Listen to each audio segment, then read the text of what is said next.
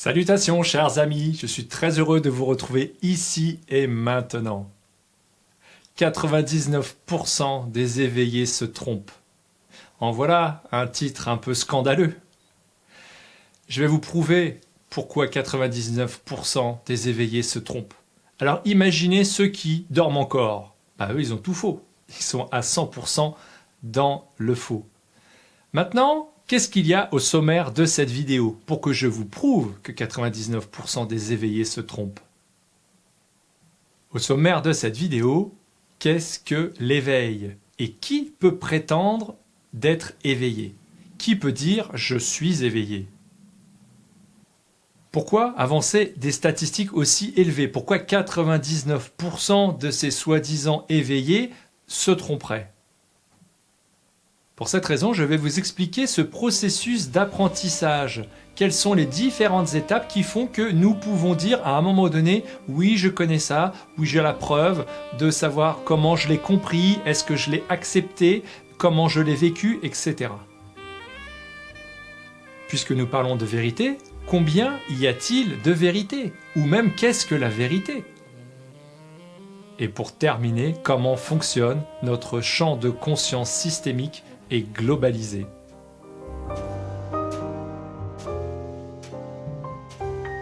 Commençons par les bases pour parler de la même chose. L'éveil. Tout d'abord, qu'est-ce que l'éveil? Action de sortir de son sommeil ou de son engourdissement. Fait pour quelqu'un de commencer à s'intéresser à quelque chose et à le comprendre. Ensuite, nous parlons d'éveil. Mais d'éveil de quoi? D'éveil de conscience? C'est une manière d'y voir plus clair dans notre société, de comprendre le conditionnement que nous subissons depuis notre enfance. L'école forme des consommateurs, l'autorité est indiscutable, la souffrance serait normale et la culpabilité serait votre récompense. Lorsque vous vous éveillez, vous vous rendez compte que toutes les valeurs sont inversées. Il y a un discrédit à tous les étages, que ce soit avec la spiritualité ou avec la pensée unique. Tout ce qui dérange doit disparaître. Comme je le disais, le savoir est une arme, donc ceux qui savent sont dangereux, donc ne sachez pas et soyez heureux d'être esclaves. L'éveil de conscience, c'est aussi devenir plus clairvoyant. Dès cet instant, quand vous commencez à trop réfléchir, vous avez deux grosses étiquettes qui vous arrivent sur le coin du visage. Conspirationniste se dit de quelqu'un qui se persuade et qui veut persuader autrui que les détenteurs du pouvoir politique ou autre pratiquent la conspiration du silence pour cacher des vérités, contrôler les consciences. Il y a également un amalgame dans cette définition, comme un mélange des valeurs. Vous avez remarqué le mot persuader, se persuade et veut persuader les autres. Finalement, l'idée que le conspirationniste veut juste savoir s'il y a des choses qui sont cachées, s'il y a des conspirations, sans vouloir se persuader ou persuader les autres, ne fait pas partie de cette définition. Pourtant, quelqu'un qui veut savoir, eh bien de ce fait, est mélangé avec toutes ces valeurs. Complotiste, c'est le même principe. Une personne complotiste est un partisan d'une ou plusieurs théories du complot. Généralement, le complotiste interprète certains signes comme faisant partie d'une conspiration menée par des individus dangereux. Quand nous parlons de complotiste, nous parlons de la théorie du complot. Et la théorie aussi, qu'est-ce que ça veut dire? Il y a 3 définitions pour une théorie. Ensemble de lois, de règles, d'opinions, d'idées, de concepts, etc. sur un sujet particulier. Système conceptuel élaboré pour tenter d'expliquer certains phénomènes. Connaissance abstraite, spéculation. Voyez que quand nous parlons de complotisme, de théorie du complot, il y a encore plusieurs définitions dans ce que cela veut dire. Comment les gens pensent à ça? Aujourd'hui, ce terme est devenu par la grande majorité quelque chose de négatif. C'est tout de suite de stopper la manière de pouvoir argumenter certaines situations. Vous êtes épinglé complotiste, ça veut dire taisez-vous. Alors qu'à l'inverse, c'est un signe de bonne santé, c'est un signe que vous avez un cerveau qui réfléchit, et c'est surtout un signe qui montre que vous avez des arguments et que vous êtes prêt à les échanger calmement, dans la paix, justement pour prouver au complotistophobes, donc celui qui a peur des complotistes, qu'il se trompe. Petit rappel pour l'histoire, vous savez que ces formes d'étiquetage ont toujours existé. Il y a très longtemps, ou il y a plusieurs dizaines d'années, c'était le mot communiste qui était souvent utilisé. Donc traiter quelqu'un de communiste, c'était rapidement s'arrêter le dialogue. Ensuite, il y a eu le terme d'extrême droite. Si vous vous souvenez, il y a encore quelques temps, il y a ce fameux courant donc aux États-Unis qui a apporté un certain nombre d'informations pour arrêter notamment les pédosatanistes et qui a été classifié de extrême droite. Quel est le rapport entre l'extrême droite et vouloir arrêter ces horreurs avec les enfants ? Rendez-vous compte qu'avec le temps, les noms changent et les complots restent. Il y a là aussi plusieurs définitions. Projet secret élaboré par plusieurs personnes contre une autre ou une institution. Une théorie du complot, ou les néologismes complotisme ou conspirationnisme, est une expression d'origine anglaise, définie pour la première fois en 1945 par Karl Popper, qui dénonce comme abusive une hypothèse. De l'anglais « theory ». Et enfin, la théorie du complot attribue une cause unique à des faits avérés. Elle se différencie en cela de la démarche historique qui induit une multicausalité. J'ai parlé d'éveil, j'ai parlé de conscience, et qu'est-ce que c'est l'éveil de conscience ? Perception chez l'homme de sa propre existence et du monde qui l'entoure.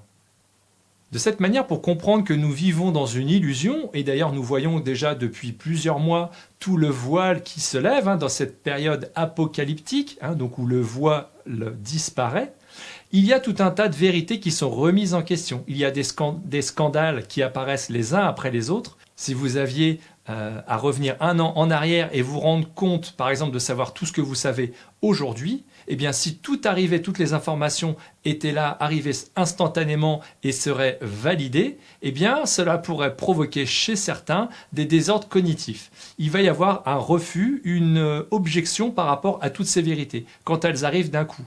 Puisque ces informations, qui sont devenues, après pour la plupart d'entre vous, des connaissances, eh bien, c'est comme de la nourriture. Si vous mangez trop d'un coup, eh bien, après, vous allez avoir mal au ventre et vous allez finir par vomir. Les informations, c'est pareil. Trop d'informations ou de mauvaises informations vont vous mettre mal à l'aise et vous pourriez vomir, c'est-à-dire rejeter les informations et les refuser. Et c'est bien ce qui se passe avec tous les complotistophobes et tous ceux qui dénoncent ou qui inversent les croyances pour vous faire croire que les complotistes et tous ceux qui réfléchissent se trompent parce qu'ils n'ont pas d'argument, parce qu'ils sont dans l'erreur et par ce biais-là vont aussi influencer quand même de manière inconsciente ceux qui croient savoir. Et après, c'est péché par orgueil. Si vous commencez à croire que vous savez tout, déjà c'est que vous ne savez pas grand-chose, et surtout c'est que vous vous interdisez d'en savoir davantage. Comme si toutes ces informations que vous avez mangées, vous êtes déjà en train de digérer ce que vous avez déjà pris, et que pour l'instant vous dites « j'en sais suffisamment ». Bien sûr, chacun choisit ce qu'il veut faire de ces informations, s'il en veut de nouvelles.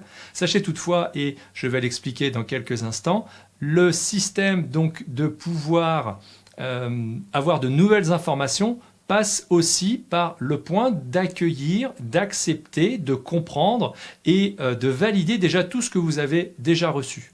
Comme de la nourriture, plutôt que de la vomir, vous allez prendre le temps pour l'assimiler dans votre organisme. Platon l'a expliqué en son temps avec l'allégorie de la caverne. L'allégorie de la caverne, aussi improprement appelée mythe de la caverne, est une allégorie exposée par Platon dans le livre 7 de la République.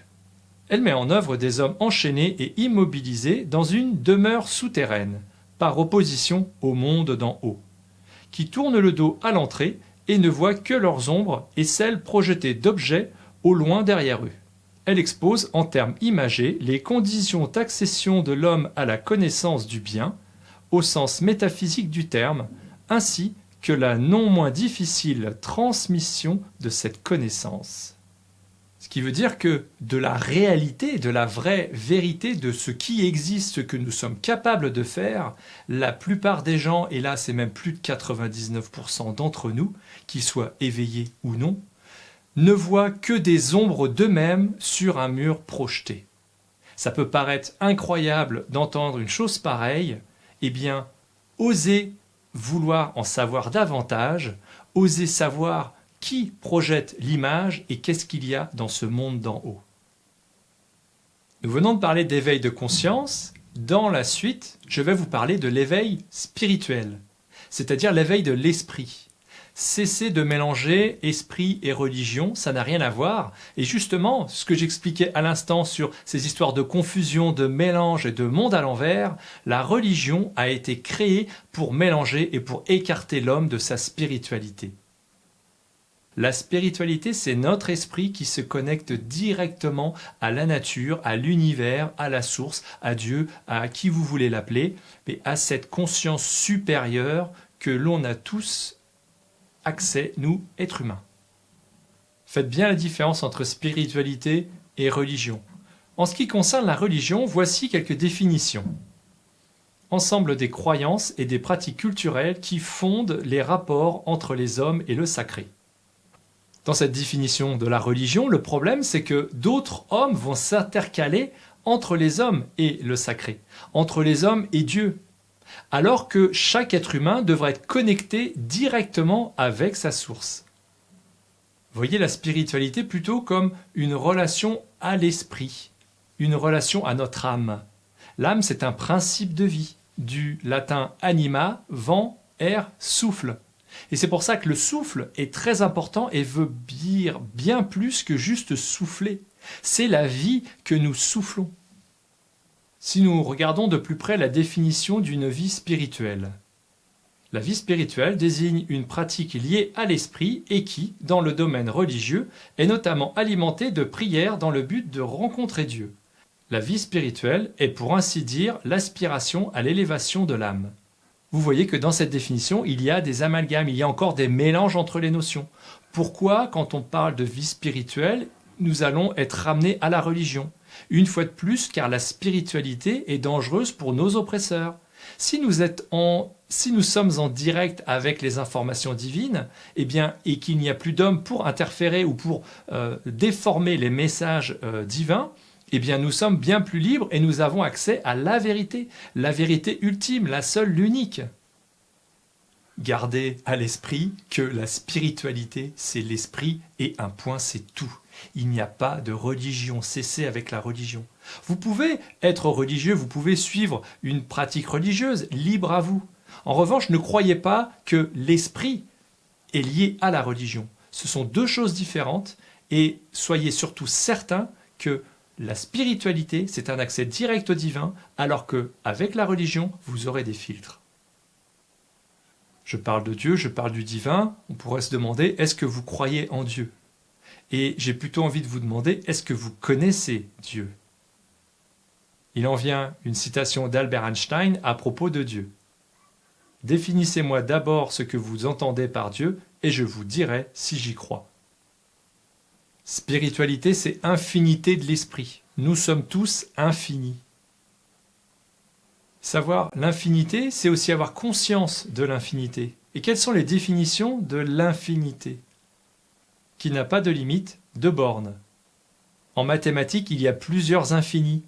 Oui, parce que dans un groupe, par exemple, de nombres entiers, vous savez qu'il y a une infinité de nombres entiers.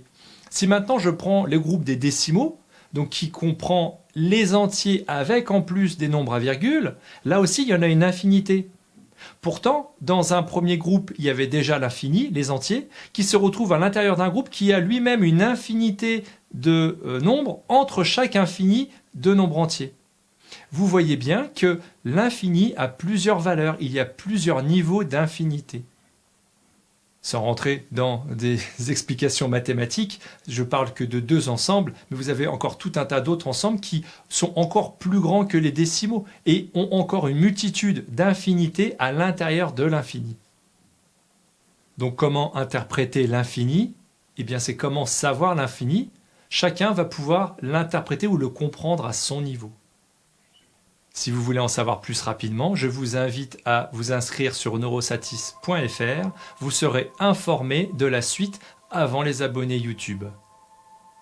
Les Anges de Lumière est une communauté bienveillante où toute personne voulant partager ses ressentis, se sentir soutenue et accompagnée dans son éveil de conscience et face aux événements actuels peut se joindre.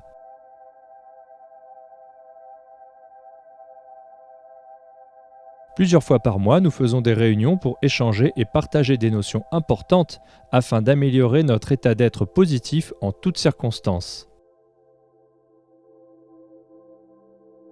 Gardez le chemin de la joie en direction du bonheur.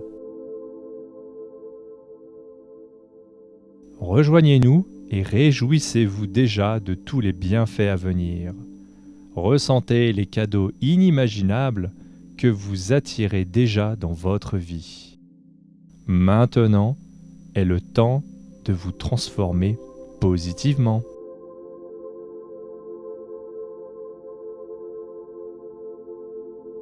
L'accompagnement Ange de Lumière est exclusivement disponible sur neurosatis.fr.